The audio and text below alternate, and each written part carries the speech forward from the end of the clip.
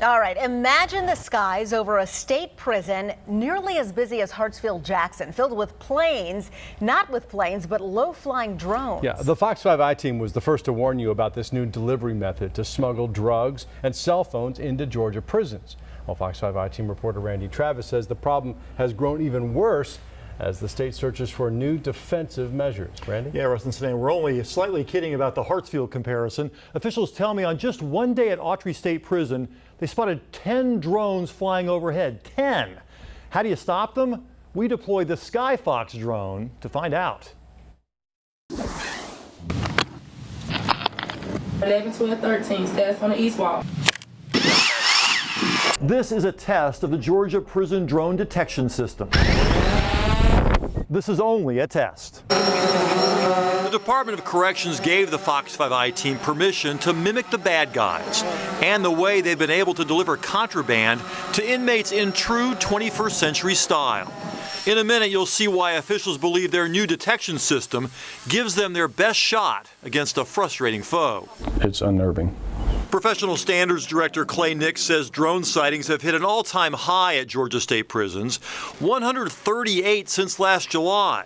Smugglers use drones to get drugs and cell phones over the prison walls, reducing the need for a corrupt guard to carry in the contraband. If the drone can fly to an exact location utilizing GPS, the inmates who are retrieving it could retrieve the contraband in a matter of moments. He says inmates make holes in the mesh of their window and... Wait a minute, is the drone flying right to their window? Absolutely. And they're just reaching out and grabbing it? Correct.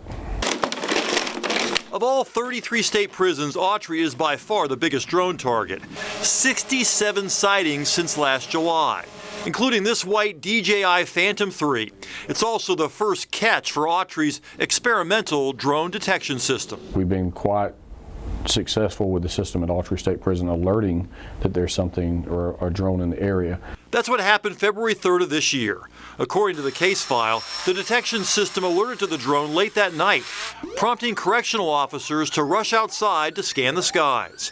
The drone quickly retreated, but wound up stuck up high in some nearby trees. Once authorities got it down, they discovered it was carrying 2 cell phones, 4 bags of crystal meth, 1 bag of marijuana, and 1 helpful fingerprint. Investigators say it belongs to Adrian Cornelius Beal. He should know Autry pretty well, huh? He should. He's been there. Beal served time at Autry for burglary, possession of marijuana with the intent to distribute, and other charges. He was released in December. He's now under arrest again. Investigators also managed to download video from that seized drone, showing a juvenile who lives nearby testing out his flying abilities just 4 days before it would crash. His stepbrother also served time at Autry. Authorities say that juvenile and his mother remain under investigation. Other arrests are expected. They could get anything in with a drone, just have to use their imagination.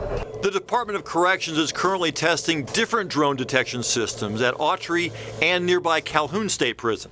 They've spent no money yet. They want to make sure it's effective. So we offered to test it. The Skyfox drone flew in from some nearby woods just south of the prison. Here's what happened seconds later.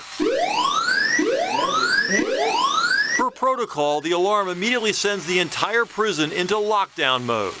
All 1,700 inmates sent to their cells, while staffers rush outside to search the skies for the intruder. Is that enough to put a dent in the drones that you have here, just knowing that they're around, even though you don't really know exactly where they're coming from? Yes, sir. And sometimes we can actually deter the drone from coming in, because once they see everybody's locked down and everybody's looking, then the drone will actually take off sometimes and go back out in the wood area. With the inmates secured, officers search the grounds for contraband, including the roof of every building. They also do a head count, just in case the drone attack is just a diversion for a well-planned escape. The alarm doesn't stop until the drone leaves prison airspace. Warden Walter Berry gets the alert sent directly to his cell phone, an average of at least once a week, often in the middle of the night. Still, he'd love to see some sort of system installed permanently.